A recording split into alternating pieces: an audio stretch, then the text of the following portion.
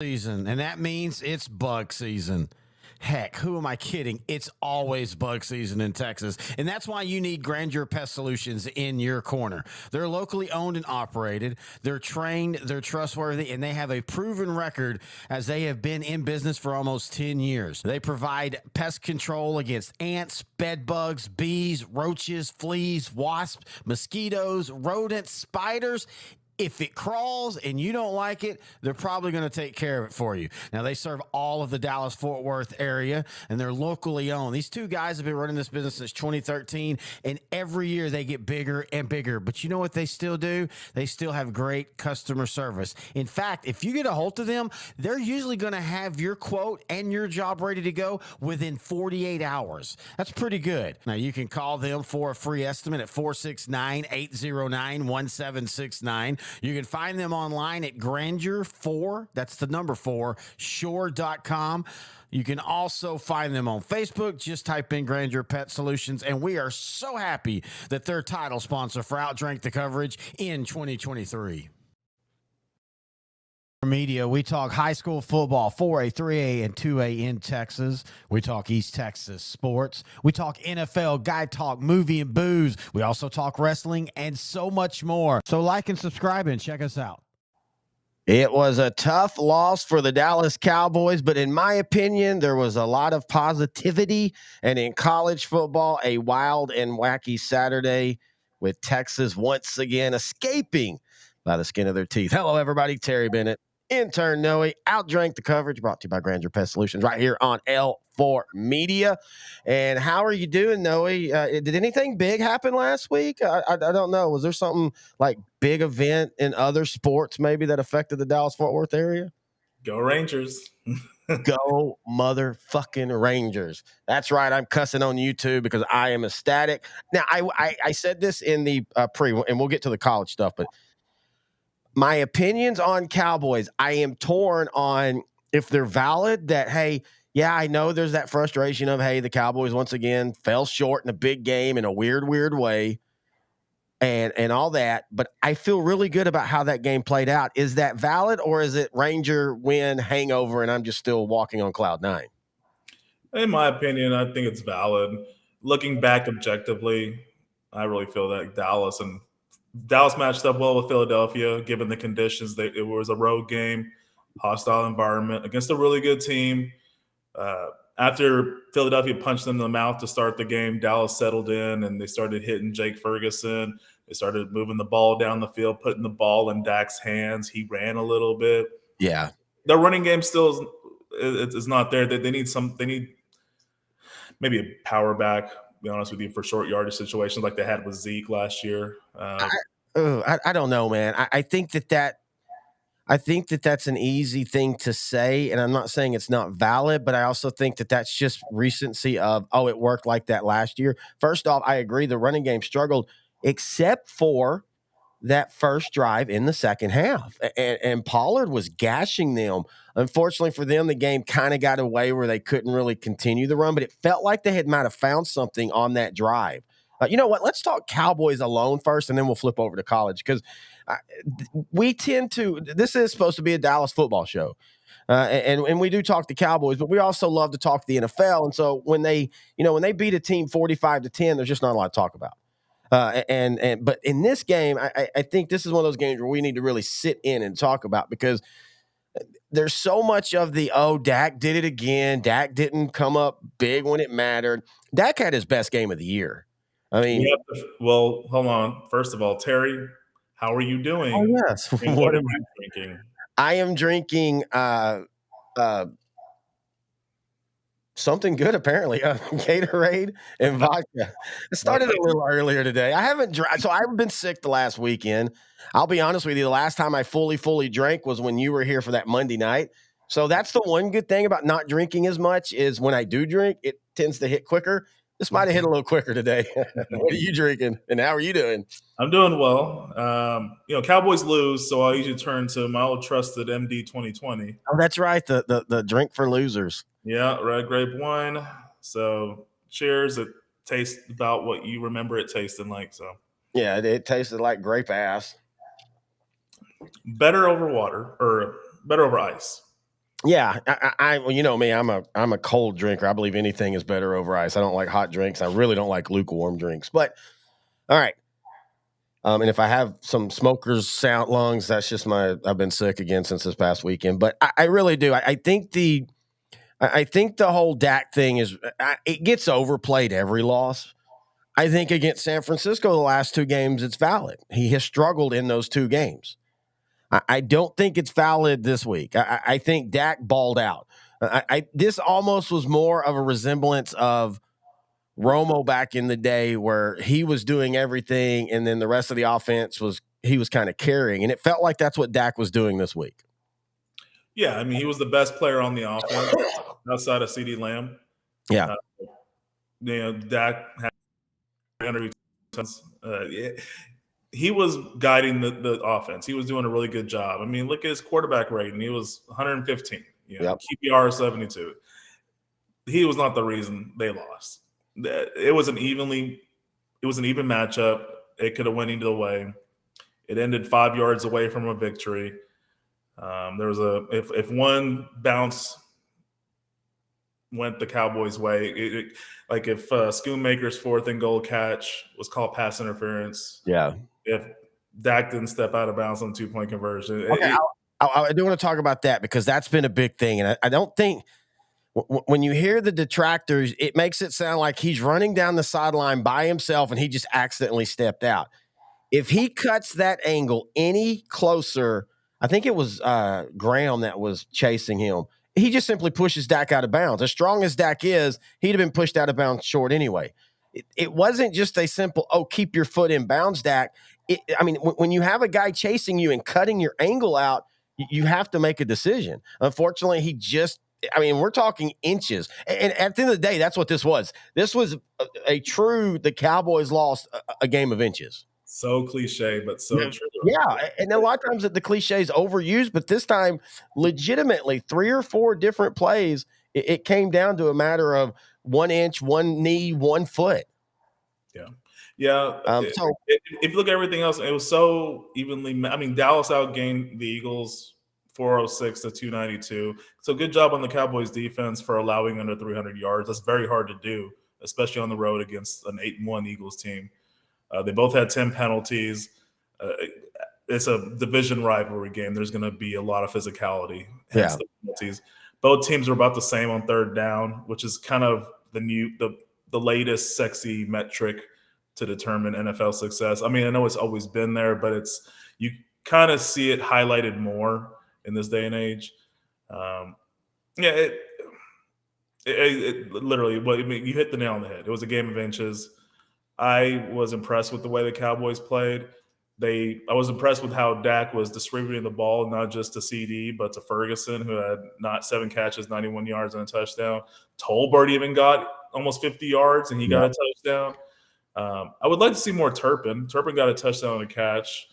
I think they're starting to slowly work him into the offense. I think he'd be a nice little gadget player. I want him to get like maybe 5 targets a game. Yeah, I do think we've got to say that the Brandon Cook signing has not come to be big yet. They're still, we're now, for all the talk about it, and especially for me, because what I do, high school football starting their playoffs this week. College football is wrapping up their regular season, but the NFL literally is at the halfway point. So for all those saying, Brandon Cooks has been a blast, let's let the season play out. Hey, look at Jake Ferguson. The last 2 weeks, all of a sudden, he looks like the tight end that you and I talked about, which is why I didn't really understand the Schoonmaker draft pick. Not him as a player, just did you really need a tight end that early? You kind of have a good crew behind you already, but you're starting to see Ferguson. So there's still a chance for Cooks. But I will say this, and I was a big fan of him, and I still am, but Michael Gallup is just – yeah, and he did make it up on a 4th down with a big catch later on. I will give him that, but he's not on a rookie deal anymore. He's on a $60 million contract. They made that choice. They literally made the choice between him and Amari Cooper, and I was fine with it at the time. I got it. Now I'm like, okay, and speaking of, did you see the top 5 pass receiving leaders this week in the NFL? All Cowboys or former Cowboys? Because Noah Brown, Oh yeah. He had a big day. Amari Cooper had a big day. CeeDee Lamb had a big day, and there was one other. I can't remember who it was. It might have been Schultz had a big day too. Dalton Schultz. Dalton Schultz had a big day. That was just crazy right there. And for all those saying, well, we should have kept Schultz, dude, Ferguson's going to be Schultz. I just think Ferguson's taking some time to get kind of acclimated to have that starting role. And I kind of noticed one thing with him this week. He has a really bad habit of trying to make a move before the ball's in his hands. He's so athletic, and he's one of those that when he runs more like Gronk than Travis Kelce. Like Travis Kelce's very smooth. Yeah. Like he catches the ball, he turns shoulder down, jukes a guy. Gronk just looked like it was like one of those toys, like electric football. You remember electric football? Yeah. All over the place. That's Ferguson, and I think he needs to kind of control the kinetic energy right when he first catches, because he did that against the Eagles, and man, he runs so well after the ball. I still contend that Jake Ferguson will eventually be a 800 to 1,000 yard receiver. Not maybe this year, but I'm talking about in his career. I never thought we would talk about kinetic energy on this show. Hey man, we're all about, I'm like Mr. Terry the science guy. I like the A&M Commerce education is really coming through now. Okay, the East Texas State education. No. I still, every year, I email them and say, hey, can I get my diploma in East Texas State? And it's to the point they're just sending me a form letter. Mr. Bennett, as we've told you the last 12 years. I'm waiting for the cease and desist order. Yeah, they're just getting there. Well, no, they want my alumni money. Yeah. They want that. So they're gonna still send the form letter. But yeah, the defense, look, man, the way the Eagles started both halves, I was like, oh crap, especially that first half, because the first few plays, Dallas was contending. They got them to a third down, and it's sad to say, but 3rd and 2 and in, until somebody figures out how to stop the tush push, you just know the Eagles are going to go for it. Well, I mean, it's the simplest football, like stuff you learn in Pee Wee. Just get your head, you get your shoulders underneath your opponent's shoulders. That's what Kelce and Dickerson and right guard do all the time. Like, if you've ever noticed, here's the ground, here's Kelce's head. Yep. I don't know how you can contort his body like that, but that is one of the most impressive, just fundamental football moves. Just to be able to get that low and have the balance to push someone that's 300 pounds back. Kelce's getting a first initial push. Yeah, then he gets a little bit of help. Well, and here's the only issue I have with the tush push is what makes it unstoppable is that Jalen Hurts is on top of his guys. So the play cannot end until they feel that momentum has completely stopped. Yeah. That's the only issue I have with that. I have no problem with how they do it. I have no problem with the pushing of him. I've never understood why you can't push a player into the end zone. You know, if you're an offensive lineman and you see a guy getting stood up at the 1 yard line, why you can't just push him in. That was not a rule. I mean, that was a rule for so long that you couldn't. But I do think they've got to figure out the whole, okay, if you're laying on top of your own player for so many seconds, there's got to be at some point a stoppage of play. Yeah.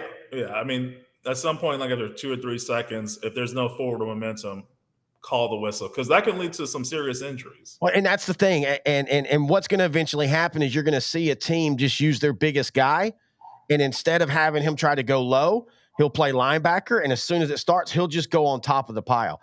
I liked what Micah Parsons was going to do the first time. Not when he went body surfing. That was stupid. But the first time, he was trying to come from around, and I think he was going to try to pull Jalen Hurts' legs back. Yeah. And maybe that's what you do too.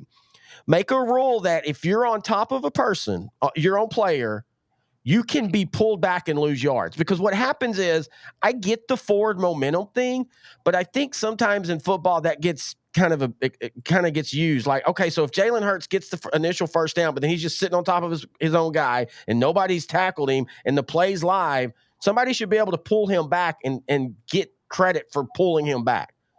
You know, you see what I'm saying? And I don't want that for all the times, but I do think eventually NFL's going to have to do something about that play. It's a genius play, but, genius plays usually end up getting tweaked rules-wise when it gets to the point where it's so overpowering. Well, one, it'll change when someone gets seriously injured. Yes. 2, to your point about going high, I like that idea. I think it'd be a good idea when it's like 4th and 1 from the like midfield, not at like where it's going to be Okay. touchdown. Yeah. Go high, but then try to strip the ball. Yeah, that's kind of what I was going with the other one too, is just punch the ball out. Yeah. Literally, instead of trying to tackle the quarterback when he's on top of his players, just literally start punching him and trying to get the ball out. And that's where you're going to get a rib hurt. And then that's when the NFL is going to step in and say, okay, you can't do that. Either way, and I'm not knocking it. I think I always believe you do what you can do until the league tells you not to do it anymore. Hey, Deacon Jones, the horse collar tackle. Yep. Like that. Well, no. Well, he was more like clothesline tackle. He was the clothesline. Dick Night Train Lane with the clothesline. Harvey Martin with the club. Ed Too Tall Jones with the club. I mean, those were fair. That was the NFL screwed Dallas when they took those out. But no, that kind of, Roy Williams with the horse. Those were all. And you're also seeing one of the plays that I think, and I will be glad when it does get. It turned illegal. The way they tackled Pollard and he got his leg hurt, what they call the hip, dude, that's always been a dangerous play. That's just like the horse collar. It's been a dangerous play, but people haven't paid attention until enough players start getting hurt with it. And I apologize. You're right. I meant Night Train Lane, not Deacon Yeah. Jones. But yeah, it's a great play. Just because it's Philadelphia doesn't mean I can't appreciate it. Oh yeah. And you and I, we always joked about this. My whole life, the Eagles I hate, but then I always tended to like most of the players on the team, usually like the coach. I didn't like Buddy Ryan. I always thought Buddy Ryan was just a blowhard asshole. But like I love the Eagles of the 80s, Randall Cunningham, Seth Joyner, the way the colors and all that. I loved Andy Reid. I loved Donovan McNabb. I even liked Deuce Staley. Deuce Staley was fun to watch and stuff. So even though like I've always and that's why I've always talked with you about like I have our rivals, but I don't ever hate anybody in the NFC East because if you watch a team long enough, you tend to kind of like the players as long as they're good people. Now, if you're the Houston Astros, go F yourself. You're bad people. I mean, you really are. Again, with the Eagles, though, they all like. I love Jason Kelsey. I listen to the brothers podcast all the time. He's funny. I love he starts bitching about Dallas and talking about, what a war that was. But he's also one of the first ones that talks about how good the players are and the respect and all that. And so I hate them because they're my rival, but I respect them. Yeah, I mean, I like the players. Hey, we talked about Jalen Hurts' story from getting benched in a championship game in 2017, replaced by Tua, to riding the bench for most of 18, to transferring to Oklahoma and becoming a passing threat, which we never saw in Alabama, to being a second-round pick, creating a quarterback controversy with Carson Wentz, who recently just signed with the Rams. Dude, if he will ever take coaching, and you know this, I am a huge Sean McVay fan. That is one of those that I salivate at the idea that if Dallas doesn't get past the second round this year, Mike might be in trouble and McVay's contract is up for the Rams, because I would love to have Sean McVay as a head coach. I think he's everything people think Sean Payton is, because I don't like Sean Payton. I've never liked Sean Payton. I think Sean Payton's very overrated. I think Sean Payton had a great quarterback and a great situation in New Orleans. I think Sean McVay can win anywhere. And he's proven that. He's proven he can win without an offensive line, with a bad running game. He's very versatile, but he's young too. He's not even 40. Yeah. So, I mean, I would love it. It wouldn't bother me. I really don't think McCarthy's going to finish this season unless something happens to where it's questionable call in a divisional round and Dallas loses. And we would have been to the title game had this not happened. Yeah. I think this is his last stand, and I really think he needs to go ahead and figure things out. I want to say that I mean, if they go 12-5 again, which they probably will, maybe 11-6, and if they win a first round playoff game, and if I think they've got a. Well, heck, I mean, outside of, the offense, the defense played well last year. If it's a close game on the road in the second round, I just see Jerry doing how he was with Garrett and being like, hey, we have a good draft this time. We get a couple good players on a budget, and I think he likes Mike McCarthy. I also still think he has that Chan Gailey thing in his mind. And if people don't remember, And I do think he fired Chan Gailey early after back-to-back kind of collapses at the end of the season and not winning in the first round and that Arizona debacle and all that. He fired Chan Gailey, and he's always said he kind of wished now that he wouldn't have done that if he'd have kept him, because you were starting to see Aikman and that offense become a throwing offense and having success with it. And he had some bad luck with injuries and stuff. So I don't know. I kind of think it might take a collapse or a first round loss for Mike to get, or a really bad second round loss. Like especially if you go to Detroit. Let's say you go to Detroit and you lose 28-10. Okay, I think you're out. I think you're gone. I think that, you don't stand a chance. But if you go to Philadelphia or San Francisco and you lose 35-28 or 28-24 or something, I see him. And I think there's valid. I don't think that that's necessarily a bad thought process either. I'm not on the Mike McCarthy's a terrible coach. He does things that frustrate me, but I mean, dude's won 12 games back to back, and he's about to be 8-3 after this stretch they're about to play. So, I mean, I don't know. This is where it sucks to be a Cowboy fan sometimes. You make a good point. Dallas and Philadelphia kind of have flip-flop schedules going forward. Dallas's softer opponents are coming up. No wins easy in the NFL, but the next five or four games are home versus Giants, at the Panthers, Thanksgiving versus Washington, the following Thursday, home game versus Seattle, another home game against the Eagles in a rematch. That's the next five. They could easily go 9-3. It will be tough, especially with Washington, Seattle going into the Eagle game. I still don't think. I know Washington beat New England, but I still think Dallas matches up really, really well with them now that they've traded away their pass rush. Yeah. So during the week, Montez Sweat got traded from Washington to Chicago, traded to the 49ers. So you initially start thinking, well, I think Rivera is trying to, maybe the new owner, Joe Harris, is trying to just evaluate talent at this point. He probably doesn't see this team as a championship caliber team. Maybe just looking at seeing what assets he wants to keep. I think they might want to give Sam Howell more of an opportunity. He's getting sacked a lot, and that's but he's like sacking and passing. He's sacking in passing yards or something like that. I didn't even realize that. He's been throwing the ton this year. Yeah, credit to Eric Bieniemy. He's been kind of making. I mean, Howell's been playing a lot better lately. Unfortunately, he's not being bothered by all the sacks. It looks like he seems like he's been able to shake it off, which is a great character trait for a leader of the locker room type guy.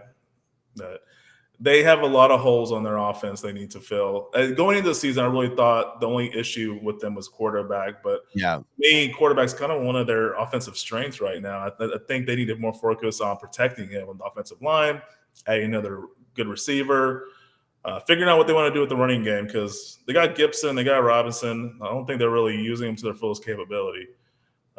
And Washington's 4-5. They have a fighting chance. Dallas still has a chance to win the division. Eagles have a tough road coming up. They have to bye this week. They're going to go to Arrowhead to play Kansas City. Then they host the Bills. They host the 49ers. They go to Dallas. They go to Seattle. Seattle has one of the greatest home field advantages in all of football. Yeah. And then their final three games are Giants, Cardinals, Giants. So it eases up the last three games. This is a good opportunity for Dallas to make up ground. Yeah, exactly. And I know it's cliche, but let's remember nobody's repeated in this division since 2003, 2004. That's why, because it's tough. Washington, I think that they will have to make their decision. When you look at their schedule, what are they going to do as far as going forward? They have a schedule right now where they've got the Seahawks. Again, they go to Seattle. They host the Giants. They go to Dallas on Thanksgiving. Then they get the Dolphins the next Sunday, or the next Sunday, because they don't play that Sunday right after Thanksgiving.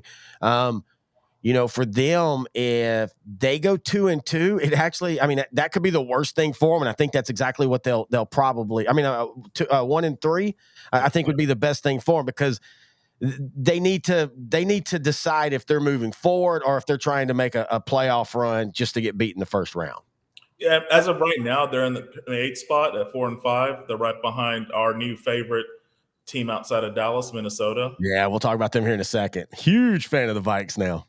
There's a lot of football to play. Almost every team outside of the Panthers and Cardinals and Bears are in it, or I guess Giants. So even the Rams, still technically. Yeah, and I was going to go back real quick, talking about McVay. I mean, he's got a team, and I know they spit the bit against Dallas, but let's be honest, Dallas has got, and we've talked about this before, Dallas has gotten really good outside of the Houston game last year, and it wouldn't shock me if this Giant game kind of plays like that early this week. But Dallas has gotten really good about beating the crap out of the teams that are below them. Dallas, except for Arizona this year. Well, Arizona, but I mean that happens. I mean, in fact, you and I literally talked about it after that week. It had been a couple years since Dallas had lost one of those. What the hell? Like, how did they lose that? So that's law of averages. Philadelphia lost to Washington last year and almost lost to them both times they played them this year. And I think Philadelphia is 10 times the team Washington is. But I just think Sean McVay and them Rams, that's the type of team. I'm glad Dallas has already played them. You don't want to be playing them in week 12 or week 13, 14, 15 when you need a spot because they're going to still be playing hard. Rams lose 20-3 at Green Bay. Yeah. Stafford's thumb was still bothering him, so he didn't play. And it was bad weather conditions, so you don't want to risk it. Mark Rippon's son, Brett Rippon, started for the Rams. Kind of wasn't really that effective. And it was kind of worse because Packers were kind of hurt on defense, and they were still very effective against the Rams offense. Yeah, I was going to say, for the Packers, if they're trying to salvage their season, that was a huge win. Yes. They've got the Steelers this week, the Chargers next week, and then the Lions and Chiefs back-to-back weeks. So they really, really need to beat the Steelers and the Chargers. And I think they can because L.A. goes to Green Bay. Whoa. Holy crap, I didn't call them San Diego. Mark that as a win. Yeah, I know. And, man, I know everybody was like, oh, look what the Chargers did to the Jets. Really? That was crappy. I mean, that was an ugly game. It's the Jets. But anyway, if the Packers want to try to make a race, they've got to win against the Steelers and the Packers and then try to get that game against the Lions if you can, because then you've got the Chiefs. But after that, they've got the Giants, the Bucks, the Panthers, the Vikings, and then the Bears to end the season. I could see the Packers on a 5-game winning streak at that point. Yeah, right now they're 3-5, I believe. So that's 8 wins right there at the very least. And then that'll get you into that last spot of the playoffs in the NFC this year, most likely, or at least to the point where you're at tiebreakers, and then you just have to let the chips fall where they may there. Yeah, and then you go 2-2 between the Steelers and Chiefs. That's 10 wins. That's playoffs. Yep, and again, that's the one thing I'm looking forward to. I know everybody's looking at Dallas and can they finally get past the divisional? I just still like to enjoy the first round of the playoffs, and it would be nice to get Dallas to get a Washington or somebody like that to where we can at least assume that, hey, there's a good chance they're going to win the game, because I am still used to the one and done. So to have 2 straight years where they win their first round and 3 out of 4 where they've been to the playoffs where they win their first round, as I've always said, you've got to win the first round before you get the second round. And the more times you win the first round, the more times and the more odds eventually you will win a second round game. Because you win with the same core players over that 3 or 4 year period. So now they have motivation to advance. They have some camaraderie, some consistency, which is very important, especially during that time of the year. Speaking of Dallas and how they play against certain teams, Miami's quickly reminding me of the Dallas Cowboys, where when they play a team that's at their level or below them, they're probably going to put on some just firework displays and be beautiful and all that.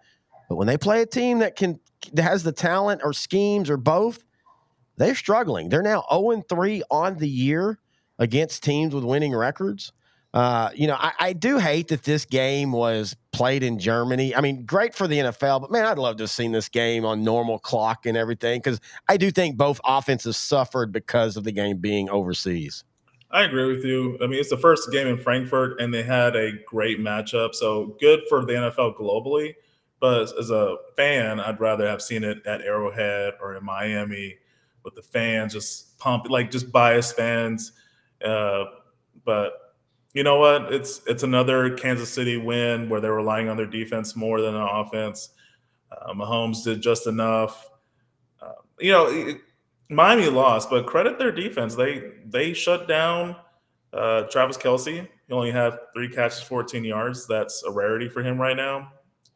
But then credit to Kansas City's defense because they got the fumble return for the touchdown. They were pretty solid, and they stopped the running game. Well, they minimized the running game. I'll say that. Miami's number one in the run in the pass, so it's kind of hard to just stop them completely. But you can minimize it, which they did. Tua wasn't really that effective, under 200 yards and touchdown. The Chiefs got pressure, 3 sacks. But yeah, this was to me the game of the day going in. It ended up not being the best game of the weekend, but it ended up it's going to affect the playoffs, in the future. Kansas City right now is leading the conference 7-2. They're tied with Baltimore, who had a big emphatic win against Seattle, 37-3. So this is the games that teams like the Chiefs who win Super Bowls win, and teams that are on the cusp like the Dolphins. This is the game that they need to win to get over the hump. Now, I'm going to say this, and somebody will say, well, what about against Denver? But the Chiefs, as great as their offense is, every great offense has 4 to 6 games if they struggle, especially this year. Offense is down this year. We've talked about defenses are making quarterbacks and offenses move down the field 20 plays. And it's funny to say, if this was 2014 Dallas, they might be unbeaten right now because they would be smiling at, oh, you want us to go 20 plays a drive? Hell yeah, let's do it, guys. And until teams do figure that out and go, hey, let's bring back the run game. That's why I tell people things are in cycles. The running back position isn't dead. It's just evolving. But the Chiefs know how to win those games against the teams that they need to win. Hey, losing to the Broncos sucks, but that ain't going to affect them when it comes to seeding. Beating Miami is going to affect seeding. Pat Mahomes does not play playoff games on the road, and we're going to continue that, it looks like, because I don't know. They have such a shitty wide receiver core, yet every one of their wide receivers are going to have probably 30 catches, 500 yards, and 6 to 10 touchdowns. You cannot game plan against them because whatever you game plan, they're going to do the exact opposite the next week. That's why when a receiver has a big game for them on fantasy, I mark him off and go, okay, we're not going to see him for a couple weeks because Andy Reid does a great job of going, okay, we're going to show you Rice this week, but then next week we're going to just go McKinnon and Pacheco out of the backfield, 27, catches and stuff. That's why they're so fun to watch, man. Yeah, he threw it to 9 different receivers in this game. I love that. Yeah, so I'm curious to see will he have like 6 or 7 different players with 30 plus receptions? That'll be a very dangerous stat, and that might start a trend where you don't really need a number 1 receiver, but you could live off of a bunch of 2s and 3s that can get a little bit of separation, have good hands, and just get a couple of catches. All you ask him to do, get a couple of catches. If you have 6 of those guys, it adds up. It really does. And I think what you see is you either need a number 1 or you do it that way. The worst thing you can do is get caught in the middle where you're trying to force a number 1 on a guy that's not a number 1. Because I guarantee you, if you asked Andy Reid, hey, do you want A.J. Brown or C.D. Lamb or anybody, he would take them in a heartbeat. Yeah. I think, I think the what has happened with wide receivers maybe not working out there. Of course, Tyreek Hill wanting out, and they didn't want to pay him as much. I think they're basically evolving because they're forced to, and that's what makes Andy Reid a great coach. Speaking of evolving, are the Houston Texans going to make the playoffs this year? C.J. Stroud. Hey, first off, screw you for starting him against me this week because I'm starting him in like 5 other leagues. And so I'm really angry with you because now I've got a hate root for him. But no, dude, my fantasy season is going splendid right now. It's what? It's going splendid. Mine is too. I was 1 full point away from being. I'm in 9 leagues from being perfect. I have been at least 6-3 or better for 5 straight weeks now. I've even turned it around in our league, in a lot of in our money league, in our Funzy league. I started out good. I'm second, you're first. We're kind of running away with that league right now. But in the money league, a lot of it was bad luck and injuries. They're all getting healthy again, and I'm starting to win some games. But C.J. Stroud's one of those that, man, he's one of the few quarterbacks that's lighting it up every week almost, except for that Carolina game. But rookie quarterbacks are going to have that. But against Tampa Bay, who's a solid defense, dude, he was phenomenal. Yep. Yeah, CJ Stroud, a rookie record 470 passing yards, 5 touchdowns. It was ridiculous. Like, I mean, Tampa had a really good game too, but man, And Houston's 4-4, and Stroud has a lot to do with that. He spread the ball around. I'm trying to look at the number of receivers. Like Dalton Schultz had 10 catches, Noah Brown had 6 catches for 153 yards. This is a guy I've always complained about when he was with Dallas. Good hands, can never create separation. Tank Dell, 6 catches, 114 and 2 touchdowns. Nico Collins, who technically was their best receiver going in, probably still is, only 3 catches, 54 yards. Yeah, but still 54 yards on those 3 catches. Houston is throwing it down the field. Now, he did throw a terrible interception at the goal line. The best way I can compare it is it looked like one of Malik Murphy's interceptions for Texas against Kansas. I mean, just like, what are you doing? But then he immediately, on the very next drive, he has that ability to forget it, and he still was throwing for confidence. But also, Houston had some hilarity happen. Their kicker got hurt.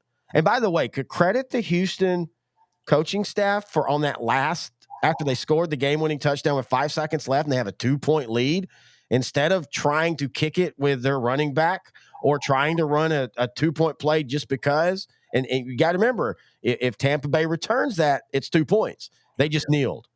A lot of dumb, we're in this weird thing now where everybody thinks everything's a conspiracy and everybody thinks the NFL is scripted. And I guess him kneeling, it kept the line where it needed, where the line, it matched the line, and people are like, oh, it's scripted. And I'm like, really? Like, just think what would have happened if they'd have ran out the running back again, who did make an extra point earlier. But if they'd have ran him out and that ball gets blocked and Tampa Bay returns it for 2 points and goes into overtime and ends up winning. That was a smart move to kneel. And I don't know if a lot of coaches would have thought about that in that moment. Well, people that say it's scripted have never played football before. Yeah. So that's out of the question. Very headsy, very, very gutsy. I guess hold on, what's the guy's name that made that field goal? Yeah, I'll let you pronounce that. So one of their backup running backs, Dare Ogunbowale, kicked a 29-yard field goal, and he's the first non-kicker / punter to hit a field goal since Wes Welker did in 2004. So I think it was with Miami. I think that was his first team. The Texas Tech guy. So Washington wins. Minnesota, dude. We talked about before. I've always liked Minnesota. I like Kirk Cousins. Maybe it's the Dak Prescott. He's the white Dak, or Dak's the black Kirk Cousins. I've always liked Minnesota. They're fun to watch. Yeah. That got took to another level this week as Joshua Dobbs might now be, we keep saying, who's the next Fitzpatrick? It might be Dobbs, as he didn't start the game. Jaron Hall started because they got Dobbs in the middle of the week, right at the trade deadline, or I guess Monday, whenever the trade deadline was. Dobbs comes in after Hall. And by the way, Hall was not playing exactly terrible for a guy that's, a UFA that, I'm not saying he's the next Romo, but I was actually impressed. He moves well. He was getting some yards on running and all, but he gets a concussion. Dobbs says, hold my beer, goes in 20 of 30, 158 yards, 2 touchdowns, 7 carries, 66 yards, and a touchdown. Now, he did have a couple fumbles. And that's kind of been his issue, is when you get pressure on him, he tends to struggle holding the ball. But, dude, I mean, again, we go back to it, and we said it before he got hurt, but it matches now with what Minnesota's doing. Here they are, 5-4. They've won 5 games in a row. They play the Saints this week, and the Saints are you never know what you're getting with them. After that, it's the Broncos, the Bears, the Raiders. I mean, at worst, out of that 4 games, I think they're going to be 3-1 and sitting right there. And actually, they're starting to pressure the Lions a little bit. And also, outside of Cousins being hurt and Hall getting the concussion, Justin Jefferson didn't play in this game. He's still out. And they say he's maybe a week or maybe 2. Not the Saints game, but he could be back by the game after the Saints. Good. And then KJ Osborne also got a concussion. Yes, and I hate that because he's on my fantasy. And then Cam Akers tore his ACL. Man, Vikings are just having some really bad injury issues right now. And they're still 5-4. Kevin O'Connell was basically describing every play he called in to Joshua Dobbs during the game. I bet his voice is hoarse right now. Well, and also go watch the video of one of the times where I think it was after Dobbs fumbled, and Kevin O'Connell basically, it looked like training camp. He had his binder of plays, and he's literally pointing out, and you can see him doing the routes, and like, you need to be here and you need to be there, and give Dobbs credit, man, and give O'Connell credit for saying, hey, we need to. I watched enough of him that I kind of figured out 10 plays that he could do consistently, and we just kept going to that and going to that. And oh, by the way, the Vikings and the Lions haven't even played yet. They're one of those where they play in week 15 and week 17. Oh, okay. I'm not okay. So let's go to the Lions now.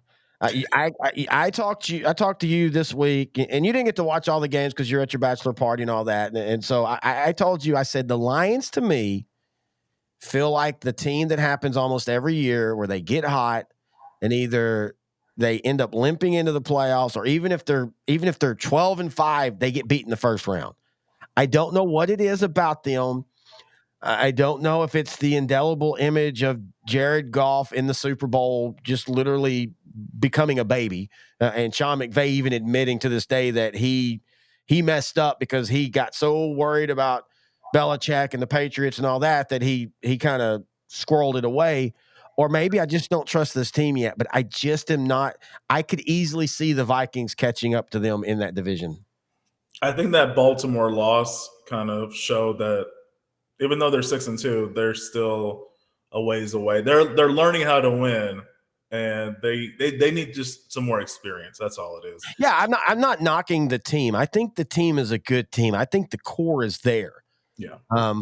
They've got the Chargers, the Bears, the Packers, and the Saints. I mean, man, their schedule's pretty good though. They're going to keep winning. Bears, Broncos, then the Vikings, Cowboys, Vikings. That'll be the last 3 games will be their toughest. And the great thing for Dallas is, yeah, they need the NFC win, but if you're going to tell the Lions you've got your last 3 games and you're going to probably lose one of them, they're going to want the Dallas game will be the one that they're not like balls to the wall. But yeah, the Lions are going to have a great record, but I'm just telling you right now, I would not be so worried if Dallas was hosting or going to the Lions in the first round of the playoffs. I wouldn't be like, oh crap, I don't want to play Philly or San Francisco in the first round. Anybody else in the NFC, I think Dallas wins, and Lions included. Yeah, the Lions have done this a couple of times in their history, just off of recollection. I remember '93, they were leading the NFC at the halfway point, and then Barry Sanders got hurt, and they finished 10-6, won the division, but got a 3 seed when they probably should have had a 2, maybe even a 1 seed. Yeah, because that was a great defensive team too, led by Chris Spillman. Fast forward to 07 with John Kitna, they started 6-2 again, tailed off to 7-9 in the second half. Then that 2008 team that didn't win a game kind of like showed they had some flaws in the prior year. It just got really exposed in 2008. So, Lions have a history. I know none of the players are on this team from those 2 time periods that I'm recollecting, but Lions have done this before in their history. This is a team that's still like they're not. If it's in their favor, if the weather's perfect, the team is about on their level, maybe below, they're going to win. Yeah, kind of like what we talk about the Dolphins and the Cowboys right now. Kind of maybe Miami and Detroit are really good examples of this. Like they're there, but they're not. They're on the cusp, but they need. So for people that after week 1, everybody thought, okay, Detroit busted through. They beat the Chiefs in week 1, but that was without Chris Jones. That was without Kelsey. Beginning of the season, upsets always happen. Yep. Then they lost to Seattle the following week, so reality set in for them. Yeah. But after that, they've won the games that they should, and then they lost to Baltimore. But you know what? No matter if it was 38-6 or 70-20, like with Miami and Denver, it's still just one loss. So rinse, lick your wounds and get back in the next week and get the win. Yeah, that's what they need to do. And they have a strong-willed coach in Dan Campbell. So I think they're going to get to at least 11 wins, probably 12. Oh yeah, I think they make the playoffs, but it wouldn't shock me if the Vikings overtake them or at least get to the point where there's a lot of sweating and going on in Detroit. Oh, for Mhm. sure. I mean, Kevin O'Connell, this is his best coaching job. I mean, this is only his second season, but Yeah. as of right now, if he gets this team into the playoffs with all their injuries they've had, coach of the year.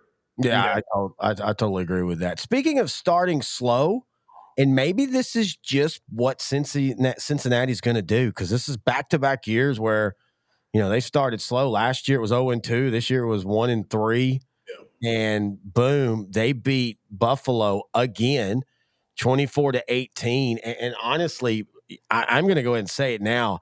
I think Buffalo is going to be one of those teams in this era that they're just really good, but they just, whether it be like this year with just a ton of injuries on defense, or maybe Jared Allen is that inconsistency that everybody worried about at Wyoming, like when he came into the NFL. Maybe we're starting to see that now because everybody, you want to talk about Dak and all, and I know Jared Allen got to an AFC title game, but since then, I don't know if you consider him a big game quarterback. I don't know if I would want him starting in a big game right now. The funny thing you say about that is he's shown up in big games. I mean, you can go back to the 21 divisional round against the Chiefs. Everybody thought he was the number one quarterback in the league after that game, and they Yeah. lost in overtime. But then the following year, they had a home game against the Bengals. They lost 27-10, and then the question started lingering. But instead of Dak would get crucified. Yeah, we didn't get to Whereas do it. Allen gets the excuse, oh, the weather was bad, his offensive line is banged up. The defense is hurt, blah, blah, blah. You're right. And Micah Parsons took some crap a couple weeks ago for saying it, but I kind of feel like Dak might be in a 2014 Romo moment where people started realizing, wait a minute, maybe Romo isn't always the issue. I think maybe more and more, because I did see a lot of the NFL pundits this week talking about, hey, the sacks, which by the way, I get tired of people, he should throw it away. You do it too. You frustrate me at times too. You can't just always throw it away. I want him to too, but if you throw it away at the wrong spot, it's intercepted or it's intentional grounding and stuff. But I saw more pundits actually giving Dak credit. Like Ryan Clark said, hey, this game showed me that Dak can play in the big games. He just needs everybody else to play in the big games as well. And you're right. Jared Allen gets all the excuses. But I think that's starting to come back now. I don't understand why they don't run the ball more. James Cook, to me, I would love Dallas to have James Cook. I think he is a mix of Elliott and Pollard with the athleticism, but he can run between the tackles really good. And especially playing up in Buffalo with that weather, I don't know why you'll see James Cook get 8 carries in the first half, and then you won't see him the rest of the game. Buffalo and Ken Dorsey, the offensive coordinator, they just always are trying to put everything on Allen. And it shows that no matter how good of a quarterback you are, unless you're a Patrick Mahomes, if you always have the weight of the team on your shoulders, you're going to fail as much as you succeed at some point. Yeah, this offense was humming with James Cook running the ball a lot. So I'm not sure why they depart from it.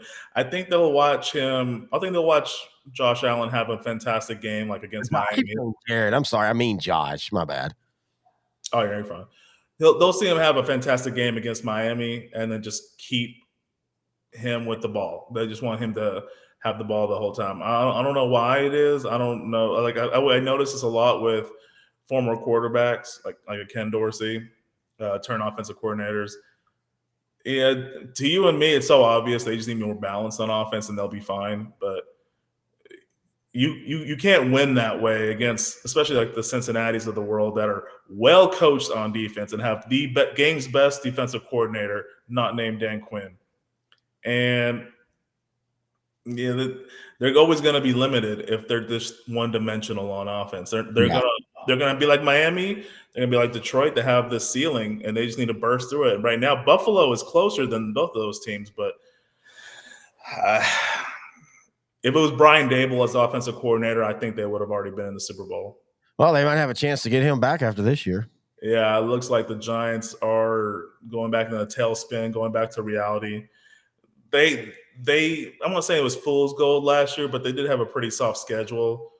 Giants the Giants fall to 2-7. They lose to the Las Vegas Raiders, who were about to go into a free fall until they made the right decision. Dude, did But, they? Go ahead. I was gonna say I know it was the Giants, but I mean the Raiders look like a team that has life now. Yeah, I mean their defense had already improved going into this season, but man, that offense just looks so rigid and just ineffective. Like I don't know how you don't know how to use Josh Jacobs, Devontae Adams, Jacoby Myers, and a rookie phenom tight end and Michael Mayer. I don't get it at all. Like I don't know how Josh McDaniels somehow became a worse head coach. Great point. I was just going to say, I think you can compare Lane Kiffin and Josh McDaniels by they were young wonderkins. They were this, that, and all. And Lane Kiffin was a Raider coach. He got fired. He bounced around, but Lane Kiffin now is completely different. Josh McDaniels just not changed. And if it's true, those reports that Antonio Pierce was telling, trying to rally the team, speaking for him, Josh McDaniels apparently asked Antonio Pierce to speak to the team to kind of rally them. Because let's not forget, as bad as that loss was a couple weeks ago, I mean, the Raiders after this win are 4-5. I mean, they're right there again, 3-game win streak, and you're talking about them in the last wild card spot. And so Antonio Pierce starts talking about his experience. By the way, love him as a head coach, hated him as a Giant, but talking about that 07 team and like, hey, we went into that game. Nobody thought we'd win. We believe all that. Great, just rah-rah stuff. Jay Glazer reports that Josh McDaniels got mad at him by talking about the Patriots that way. Like, really, dude? Oh, man, that's one of the many issues with McDaniels, man. Yet I do think this cements his being the next head coach of the New England Patriots. Why would you say that? Bill Belichick loves him. Like, I mean, New England loves him. In fact, if you don't remember, until he went to the Raiders, supposedly, like when you remember he was about to be named the Colts head coach, supposedly, again, all off the record sources, that New England had went to him and said, "Hey, we want to make you a coach in waiting." Yeah. And that's why he didn't take the Colts job. Oh, I definitely think he would be one of their first hires or interviews as the coach. I think, in fact, I would say odds are that he'll be the next New England head coach. I won't be shocked at all. So he was the offensive coordinator in 21, and New England, that was the last time they made it to the playoffs. They were 10-7. And at one point during that season with the rookie Mac Jones, they were the number 1 seed in the AFC. And you can make the case that when Mac Jones had him, he looked like a quarterback that could play. I'm not going to argue that Josh McDaniels offensively, when he's just offensive coordinator, he's a good play caller, has a good sound scheme, knows how to use his players. But as a head coach, he sucks. Yeah. So anyway, Raiders, they fired McDaniels, they fired their GM, they fired their OC. Interim coach Antonio Pierce, former linebacker for the Giants. Like you said, they won a Super Bowl. They actually started slow that year too, and then kind of had a pretty close win against Washington that kind of started their upward trajectory. We'll see what happens. I like Pierce. I think he's going to create more of a more relaxed atmosphere in the locker room, kind of like what Wade Phillips did in his first year with the Cowboys. Yep. So we'll see. It's going to be a tough road. They play a strong Jets defense next week, but very winnable because the Jets have Zach Wilson at quarterback. Yep. They go to Miami, but we'll see. The Raiders defense is better than they were last year. I'm not sure they'll beat Miami. They play the Chiefs divisional game. That can always be a coin flip, especially with the Chiefs. 100%. Max Crosby knows how to get in quarterbacks' heads. Yeah, and division game, especially when you're talking Raiders and Chiefs, you just that is one of those you throw the records out. Yeah. And especially if you get a Raider team that does beat the Jets, and let's say they beat the Dolphins, or if they don't beat them, they at least, it's a 35-31 game, and they feel really good about themselves. For them, they've got to survive that stretch, and then you get the Vikings, the Chargers, the Chiefs again, the Colts, and the Broncos. Again, I could see the Raiders ending the season winning 5 out of 7. I could see the Raiders ending the season losing 5 out of 7. Yeah. I mean, that's the NFL today. We talk about that. You said it best. Unless you're the Chiefs and Philadelphia And I don't even think San Francisco can say this right now, but unless you're the Chiefs or Philadelphia, you're going to beat everybody that you should beat, but anybody on your level, you're going to struggle with, or it's a 50-50 game. That's the parity of the NFL now. All right, let's finish up the NFL by talking about next week's games real quick. San Francisco, best games that you put on the board, and I agree. San Francisco, Jacksonville, Cleveland, Baltimore, Detroit, LA Chargers, New Orleans, and Minnesota. Good job. Thank you. I tell you this right now. This is where the NFL is. The best games on the schedule, and I think you could put Houston, Cincinnati now. That'll be a shootout, but the top games I think are all probably lower scoring, ugly games at times, especially that San Francisco, Jacksonville. Look, Jacksonville has done something nobody's talking about. They're learning to win ugly. Trevor Lawrence hasn't been lighting up the scoreboards or anything. He's not throwing for 450 yards a game. They're relying on that offensive line, that run game, and opportunistic defense. And I'm going to say it now. I think Jacksonville beat San Francisco. I think legitimately San Francisco it's not just injuries. It is injuries is a big part, but I think San Francisco's missing something all of a sudden. I don't know if they put all their eggs in the basket with the Dallas game or what. They just don't look the same since then. Yeah, the Jaguars are going in a lull on offense. They're relying more on Etienne, which has been helping them. Yep. But yeah, like you said, their opportunistic defense is really showing. Caldwell, give him credit. He kind of learned from their successes and failures last year when they won the division and lost to the Chiefs in the divisional round. You could see that there was a defensive gap there, and he kind of addressed it in the offseason as far as scheme and then like the team as far as getting talent in. Getting more out of Lloyd and Trayvon Walker, their high draft picks, has been helping. Yes. Now, having said that, yeah, I mean, they're catching San Francisco at a good point. I'm not sure how well acclimated Chase Young will be, but I mean, having him with that 49er front that already has Hargrave and Bosa. Randy Gregory. The Randy Gregory. It's going to be a tough out, but this will be a statement game for the Jaguars. I think they can win this game. Yeah. And, of course, the Cowboys play the Giants, and we know how that's going to go. Yeah, that's going to be an ugly one. Who would, if you'd have told me, though, at the beginning of the year that the AFC South would have two teams with 500 or better, and then the other two teams within 2 games of 500, I'd have said you're crazy. And I would have thought Tennessee was 3-5, but I would have thought maybe they were leading the division at 3-5. Yeah. I like what they're doing. They're going with Will Levis the rest of the year. He did kind of come back to earth last week against Pittsburgh. Look, let's give short week, road game, rowdy crowd, very good opportunistic defense, and they were still leading going into the fourth quarter. Deontay Johnson returning was basically the difference for Pittsburgh on offense. He got the game-winning touchdown. I thought Levis played well given those circumstances. I agree.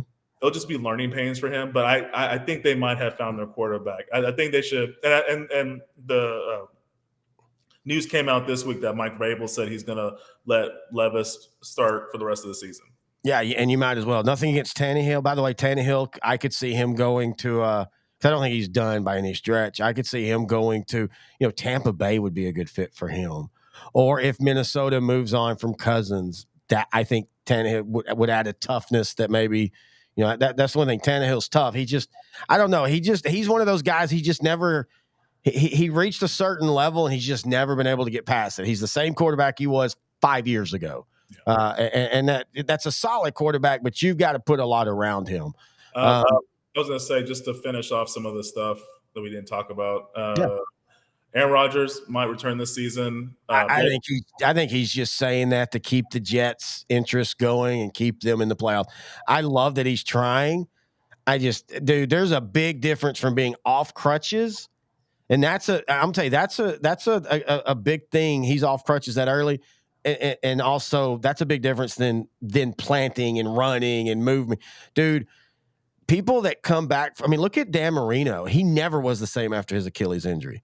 Achilles is what the ACL used to be, where if you had an ACL tear, you basically were done. That's where the Achilles injury is now. So if he's back next year, I'll be impressed. I don't think he's coming back before then, though. Recently retired linebacker Blake Martinez returns to the Panthers. Yeah. after he quit last year to start this Pokemon Yeah. business, and a scandal happened. There was a little bit of issues with how authentic some of these Pokemon cards were. He was doing bait and switches. He was showing. So what he'd done is there's an app called Whatnot. And that's kind of like an auction app for trading cards. And Pokemon blew up. But Pokemon's always been big for, since they got introduced into America 25 years ago.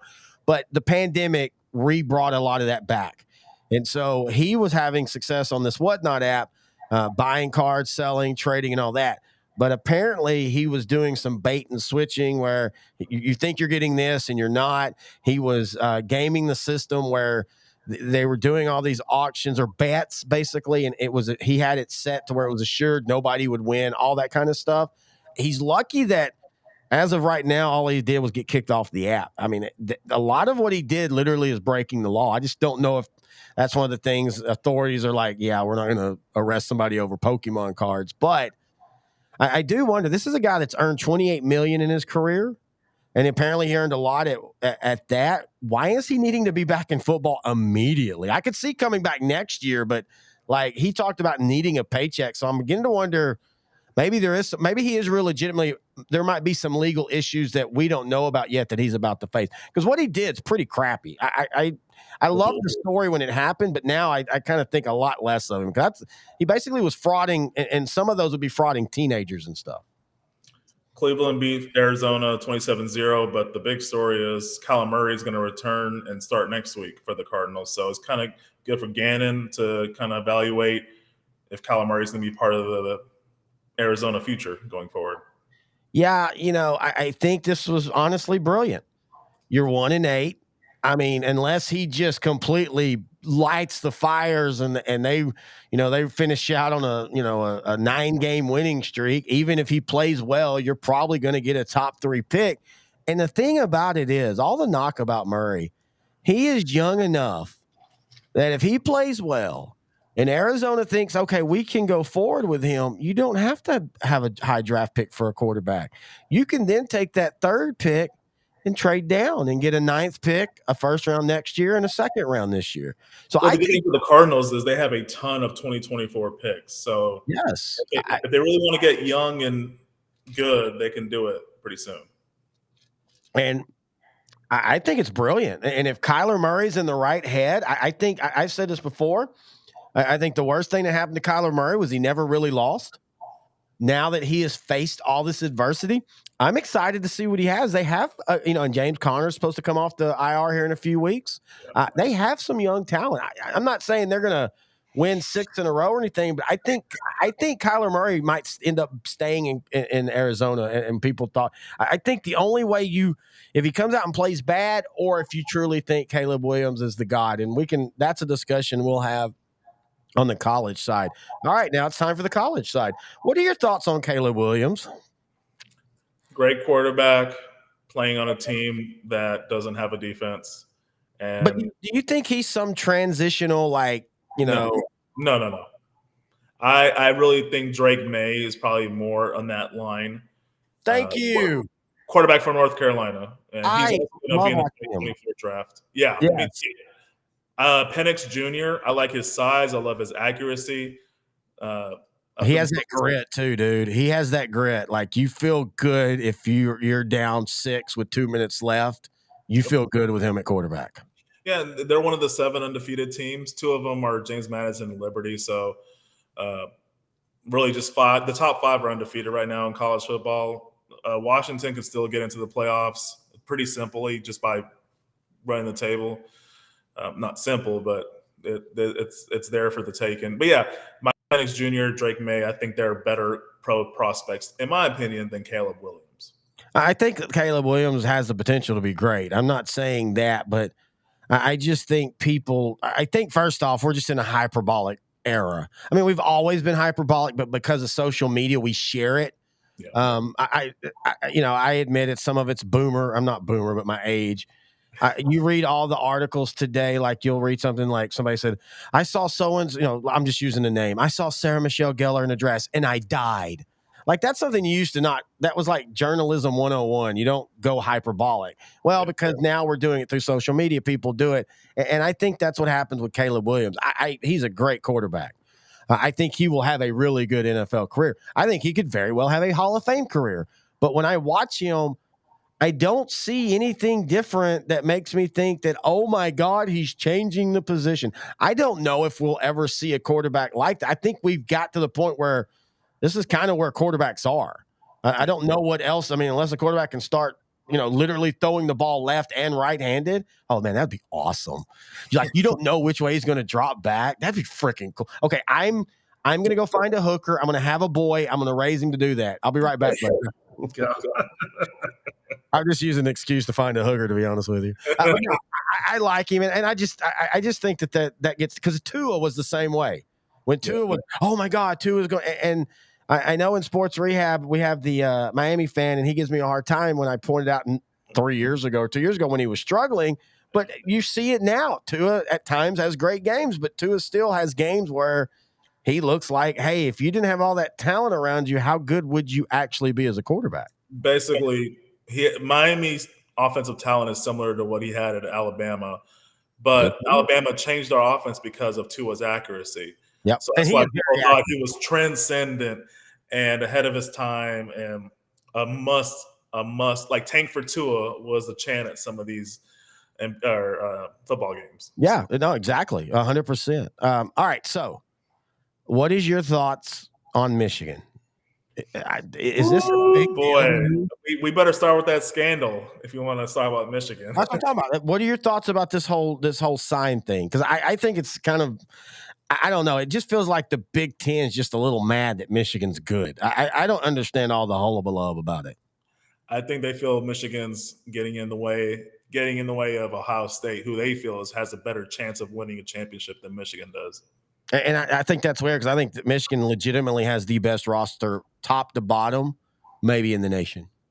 Yeah, and they have great scouts who know how to. I like that. So my mind was blown. So we live in Texas. Yeah. We both played high school. King. Yeah, high school football's king. We both played it. I cover it. I've coached it. So scouts going to a game in high school in Texas, that's what you do. Yeah. You take your junior high coaches, you take your 8th grade head coaches. Most schools have schools above a certain level have usually two junior high teams or 2 junior highs. And on Friday night, one will go look at next week's opponent, and one will go look at a future opponent. So in college, I guess that's not a thing. I actually never knew that. I understand in the NFL why it doesn't need to be a thing, because of TV and you get all you get all that stuff. But I just assumed in college that, Texas would send a scout to go see Oklahoma a couple times a year. I didn't realize that didn't happen. And that's what a lot of the hubbub is that Michigan was buying tickets. But my favorite is he apparently got on the Central Michigan sideline with a Central Michigan hat, and nobody said boo about it. That is so funny. I mean, he just had glasses. Like, he wasn't like awesomely disguised. It's almost like the Clark Kent Superman thing, where he just puts glasses on and you can't recognize him. I love that. I guarantee you. And by the way, he had the glasses on apparently because he can record. It's a Google Glass and all that. But I could see, that's why he was wearing the glasses. But that would have been funny if that's what would happen. Is like, at one moment and there's a TV timeout and he takes his glasses off and he's and somebody goes, "Who is that?" "Oh, my helmet's on." "Who is that? Who is that guy?" And then he put the glasses on. Everybody's like, "Oh, that's Coach. What's his name?" "Oh, okay, that's cool." I mean, he was on this. That tells you one thing, and I've always said this. I've been on the sideline of too many people are on the sideline of college games these days. Way too many. I'm talking about, you've already got a big roster. This isn't like NFL where you've got 45 players and 5 squad players. By the way, go back to Antonio Pierce NFL. I love that he had the practice squad players on the sideline. Dallas does that. I'm a big believer in those guys are part of the team. You let them travel. But anyway, in college, you've got 100 players sometimes. You've got 25 to 30 coaches and staff, and then you'll have 20 media, and then 25 VIPs, blah, blah, blah. I can see why somebody can easily get lost on the sideline, because all sidelines in football are hectic. College is the most hectic by far just because there's so many players and so many people. College has got to thin that out. 100% agree. It's way too busy on those sidelines. Uh, another thing that was interesting is the star running back from Michigan, Blake Corum. Apparently, he's affiliated or allegedly affiliated. He's a co-owner of this LLC that Connor Stalions, the guy that's been accused of helping Michigan with sign stealing and scouting. Uh, the company is called BC2 Housing LLC, Yeah. and it's listed as the headquarters are listed in Ann Arbor. Yeah. So, Corum just went out and said, "I don't even know what this is. I have not affiliated with Connor Stalions." I don't know if that's true or not, but it is good drama. It makes life interesting and fun for us. Look, by all accounts, nobody has said anything bad about Connor Stalions. I have a funny feeling that's one of those things where, and by the way, apparently it was vacuum repair. In fact, he had gotten a citation because in the HOA because he was running a business out of his home. And certain businesses, a lot of HOAs don't like if there's a lot of walk up and drive up traffic. Right. I have a feeling that's more innocent to where Blake Corum and Stalions was talking, and Stalions has this idea, and Corum's like, yeah, sure, I'll do it. And then he set it up and just, I don't think there's anything nefarious about that. Maybe there is, but you'd be surprised. LLCs are, and you know this, LLCs are really easy. And usually in some states, they have packets where it's like $80 to start an LLC. The best part of all this is Michigan starts pointing their finger back at the other schools saying they're doing the same thing. And I'm going to talk like the kids do. They got receipts, Noe. They sent the Big Ten supposed proof. We don't know what the proof is. And look, that's what's going to happen in this. Whatever Michigan is doing, they're not the only one. Correct. They're not the only one. Look, we'll joke back about the Astros. My issue with what the Astros did wasn't the sign stealing. I'm fine with that. I don't even care about the damn trash cans. It was once you're caught, you need to show remorse. That's all you ask. That's all what people ask. Just say, hey, yeah, you caught us. You can even wink a little. Yeah, you caught us. But the way the Astros, especially when Alex Bregman did that stupid thing where he just kept repeating, that's where I got soured on what the Astros did. Mike Leach has the famous story about OU in Texas when he was offensive coordinator. They basically set it up with fake plays and left that, and Texas found it. And in the first half, this was Stoops' first year as OU. And if you go back, I remember this game like it was yesterday. OU jumps out like 17-3 because Texas was expecting a complete different flow of plays. And then in the halftime, Texas adjusted and ended up winning that game 38-28. But yeah, Mike Leach admitted, we thought Texas would take our playbook and use it if they thought it was real. And he left it for them. Dude, this is all gamesmanship. This is what makes sports fun. This is where, I don't normally wake up and want to hear Michigan Wolverine news, but for the past 2 weeks, every morning, first thing I do when I sit down here in the studio, let me see what's happening at Michigan, because it's fun. And I love Harbaugh. I love his assholey, nerdy, I think I'm better than you, yet I'm the underdog. I love everything about that. If he came to Dallas, I would start putting up Super Bowl banners, because I think he's a great coach, and I think he's taking all this and he is telling his locker room the world hates us. And you know what happens when a team believes that, especially a talented team like them. I'm telling you what, man, I more and more I see Texas having to beat Michigan in that national championship. I mean, if you look at the rankings right now, all the top teams, they have some shake. I mean, I know Bowers might be coming back for Georgia, but I don't really think this is the same Georgia team we saw the last 2 years. This is not as strong of a team, but Bowers is great, but Bowers is not the guy that leads you to a national championship. He's a very good tight end. Yeah, I mean, he was the freshman. He was the freshman star of them in 21. Great player last year. Was having a pretty good year this year. But yeah, there's some more weaknesses with Georgia than the last 2 years. Ohio State, I don't think their quarterback is the guy that's going to get them a championship, but they're going to be able to compete for one. Florida State, they're not as good as their record shows, but they have a talented team. they're on the cusp of going from winning a weak conference undefeated to being undefeated, but everybody knows that they're the best team. Yeah, no, I think it's a great way to compare or to describe Florida State. And then Washington, the other undefeated team in the top 5, their offense was kind of shut down the last few weeks. Thank God for them. They played USC because USC has no defense. Lincoln Riley fired their defensive coordinator after allowing 52 points at home to Washington. So, yeah, this is a great opportunity for Michigan to take advantage and punch their ticket into the playoffs again, but this time finish the job.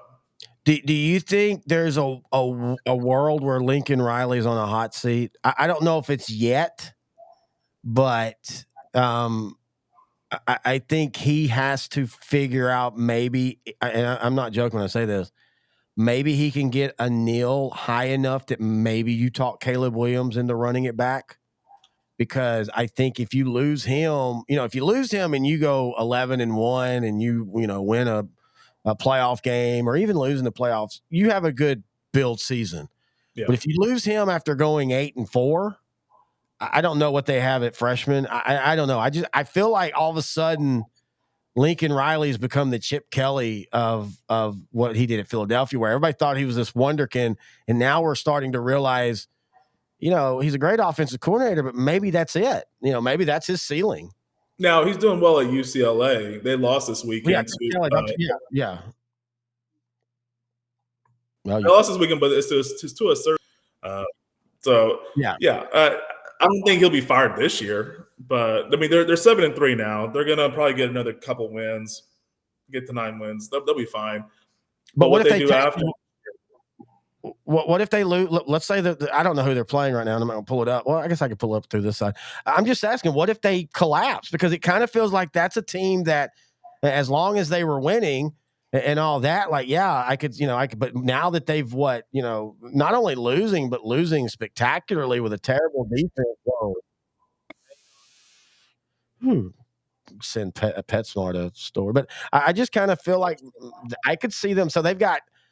Oregon, I guess they only got 2 games left. Oregon and UCLA. So let's say they lose both of them, which they very well could. 7-5. Yeah, 7-5.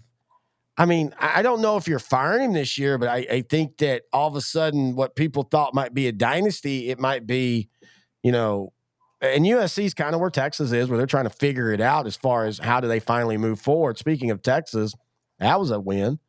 That's all I can say about it. Man, that was a win. Honestly, once it was 1st and goal in overtime, I thought Kansas State was going to pull it off, but then they did the weirdest 4 plays I've ever seen in my life, where it was 1st and goal and they didn't run it one single time. Well, the first one was a quarterback draw. I think that was a design draw. I know it looked like he pressured, but I think, in fact, the first 2 plays were like that. I thought that they were. I thought when they did the 2 first down and second down, I thought, okay, we're going to overtime. I mean, we're going to go to another round. First off, I completely disagree with the national belief that, hey, that was smart to go for it. I totally disagree.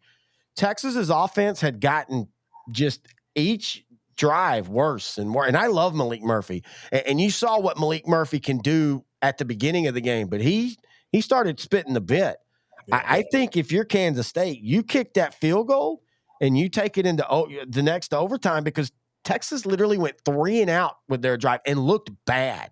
Yeah. Like it was, I think, 1 run that was a 2-yard stop and then 2 incompletions. I don't know. As soon as they went for it or decided to go for it, I knew Texas was going to win, because I didn't think Kansas State was going to be able to, unless they try to surprise draw or something like that. If they tried to throw, UT's started getting pressure again. As great as Kansas State's offense was throwing the ball at times, Texas was also hitting the crap out of that quarterback all game long. Yeah. I mean, Will Howard was getting harassed by UT's defense. Great game by him, by the way. Yeah. 2 sacks or 4 sacks total, 2 by Ethan Burke, 2 by Baron Sorrell. So, I mean, they were getting there. But, yeah, he was heady. He was gutsy, especially in that second half when they had to come back. Over 300 yards, 4 touchdowns. Typically he runs more, but not in this game. Actually, Kansas State didn't run the ball well. That's probably why they passed 3 out of the 4 plays when they got to first and goal. Yeah. But yeah, they are a well coached team. They're always going to be in games. They've lost 3 games this year. It's always been about one. It's been by 1 score to Missouri, to Oklahoma State, who's surging right now. Yep. We'll talk about them in a little bit. But yeah, I mean, kudos to Texas. They got to win when they needed to. Jonathan Brooks, he'll be a finalist for the Doug Walker. Probably not going to win it this year, only because of, we'll talk about State. Lee Gordon just leading a more I think error-free, no turnovers, low penalties, keeping the ball for over 30 minutes. Oklahoma State Cowboys. What a turnaround! They lost at home to South Alabama 33-7. Their offensive line looked bad. They had penalties, turnovers, and they just cleaned up their game, and that's really been the difference.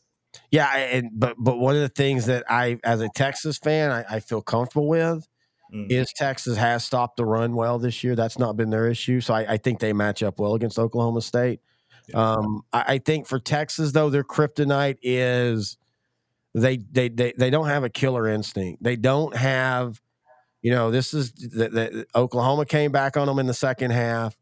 Houston came back on them in the second half. Yeah. Kansas State's came back on them in the second half, and that's eventually catches you. You cannot keep doing that all year long. I do not think now that Texas is – I don't know who beats them, but I don't think Texas goes unscathed to finish the season. For me, it'll still be a great season because I still think if they get in the Big 12 championship, which they're – I think, in fact, if they beat TCU this week, almost locks up at least a spot. Because OU's lost and all that, and they have the tiebreaker over Kansas State now and stuff. I think they'll still win the Big 12 championship, and I still like that. But I don't see Texas getting in the playoffs now. That not being able to keep 3-score leads eventually will bite you in the ass. Yeah, right now Texas and Oklahoma State are tied for first. I was looking at the rankings just to try to see if there was a chance Texas would make it. Right now, Ohio State and Michigan, that's going to decide the Big Ten, essentially. So one of those 2 teams will play for the championship. I see both of them. I see the Big Ten champion being undefeated. I see Georgia possibly running the table. I think in this year, if Georgia gets to the title game and loses to whoever comes out of the SEC East or West?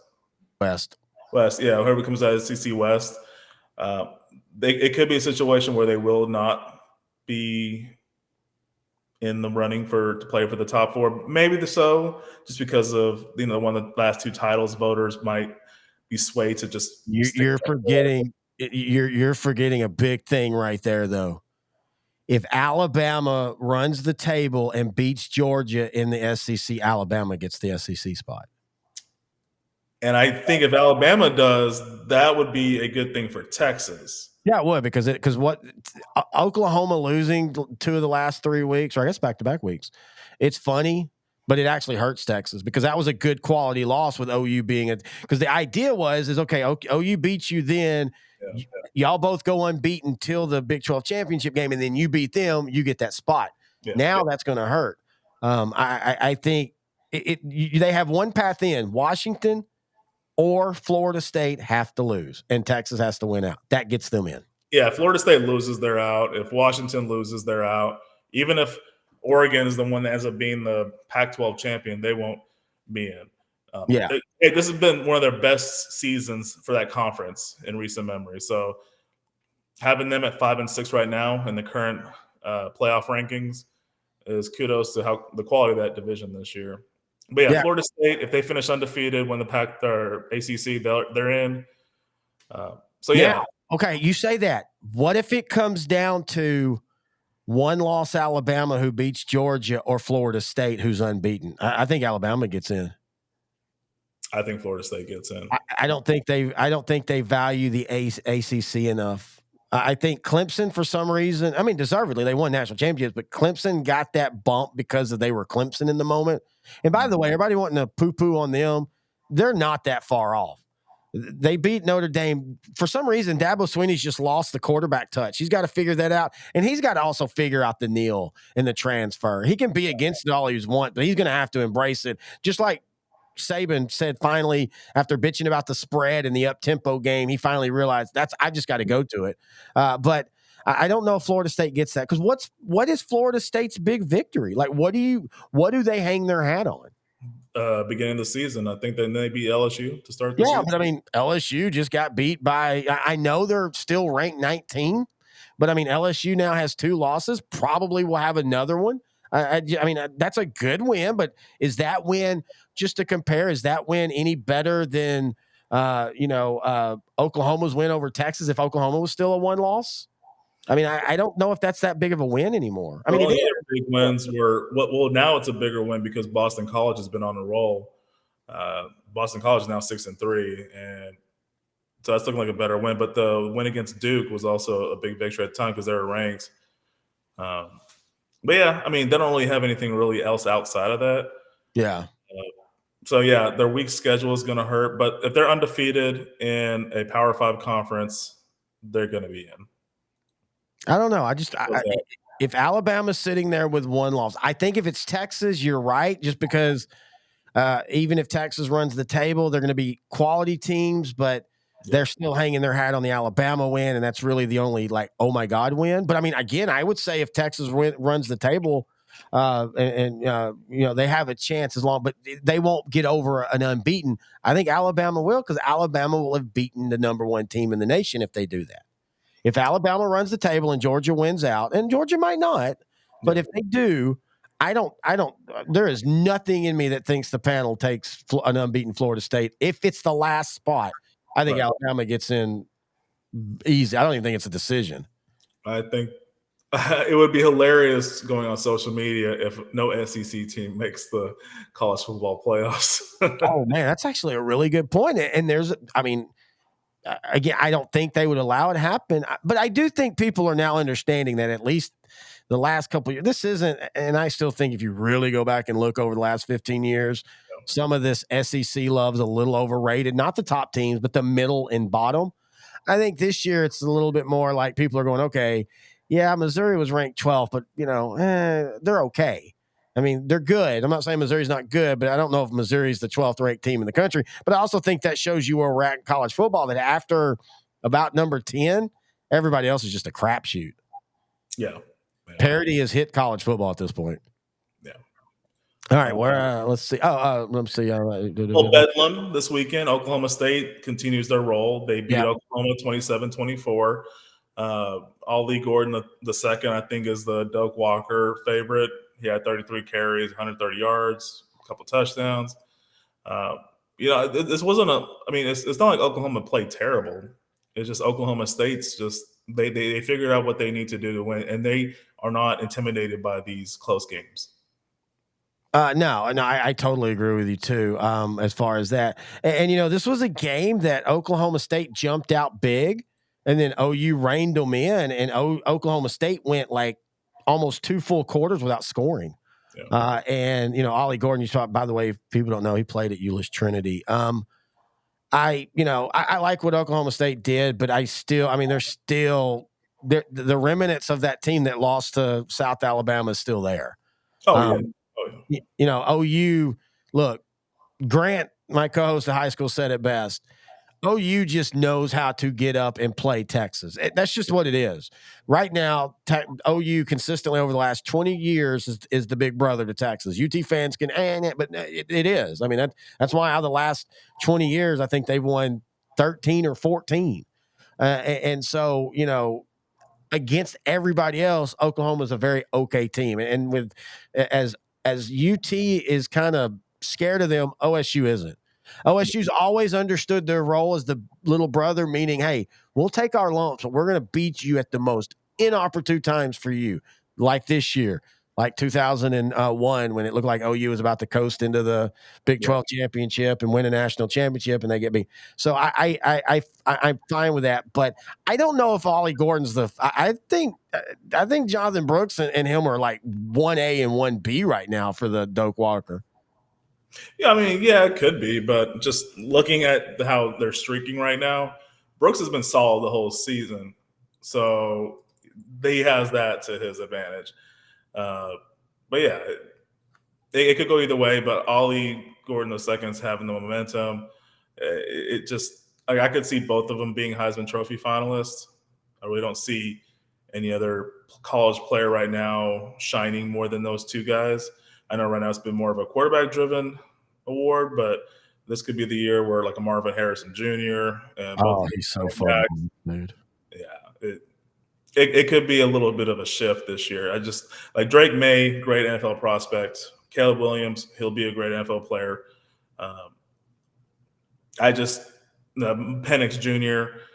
I don't think the quarterbacks this year, as great as big of a names as they are going to have the resume that Brooks has at Texas or Gordon has at Oklahoma State. Well, and Gordon does get because I mean, and if you look at their season, he's the reason they've turned it around. And Brooks has a lot more weapons around him, so I could see that. Right now, Brooks has 1,000 yards, 166 carries. Gordon has 1,200 yards, 174 carries. Ollie has got to play. Like he got to play BYU and Houston. So is Jonathan Brooks. Or excuse me, hang on, let me flip that over. I meant to say he got to play Cincinnati. He got to play West Virginia.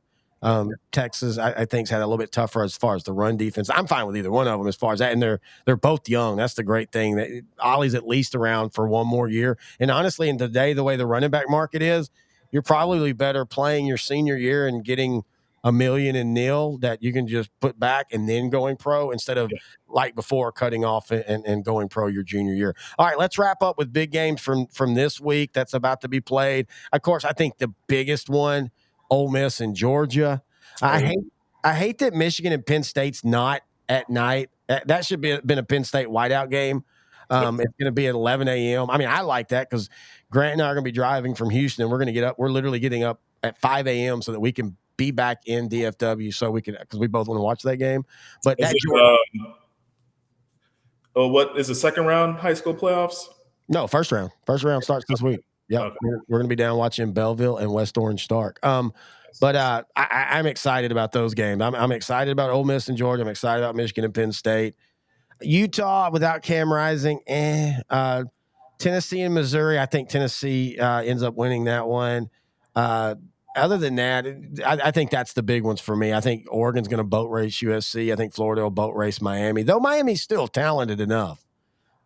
They and that is a rivalry game. But Ole Miss and Georgia, who do you have? Georgia. They're Ole Miss is there. They have the running game. I just think Georgia will pull out, especially since it's at home. See, for some reason I just think Mississippi wins this game. Maybe it's just me wanting that would be a statement win for Kiffin for sure. I mean, you would then start talking about them being a team that with a long team. Yeah, they're on the cusp there, and they would be leading that division. I would say. Well, no, because they lost Alabama, so Alabama would feel like. But that could be a situation where not playing in the championship game might actually help them. Because let's say they win that game and they win out, and then Alabama goes and gets beat by Georgia. And then let's say, Texas gets beat in the Big 12 championship game, and then Washington gets beat in the Pac-27 championship game. You have that chaos where you have 4 or 5 one-loss teams. Yep. Ole Miss would have the outside of Alabama. Then you get maybe 2 SEC teams back in, Alabama and Ole Miss in the playoffs. Maybe part of it's at this time of year, I just love the chaos. The more upsets, the better. And and I know they're already doing it, but it'll force more and more teams or coaches and ADs to understand that we need at least 12 teams in the playoffs. Well, that's going to change pretty soon too. Are they going to expand to 8 teams next year? Yeah, next year and then possibly 12. But I'm saying that's still debated. I think if chaos happens the next couple of years, more ADs, more coaches will be willing, especially when you get the SEC and the Big Ten super conferences. And I still think eventually they're going to form their own league, and that's going to be your college NFL, CFL, or I guess you'd call it CFFL, College Football League. I don't know. But anyway, I think that's going to do it for this week. We talk a long time when we talk. Yeah. It was a good show, man. We don't make any sense or anything, but that's all fun. I want to remind everybody, if you have any questions, thoughts, or comments, you can email us, odtcnfl@gmail.com. Find us on Facebook, Outdrink the Coverage. Find us on Twitter, @OutDrankYou. And until week 10, he's intern Nohe. I'm Terry Bennett, and this has been the Grandeur Pest Solutions Outdrink the Coverage.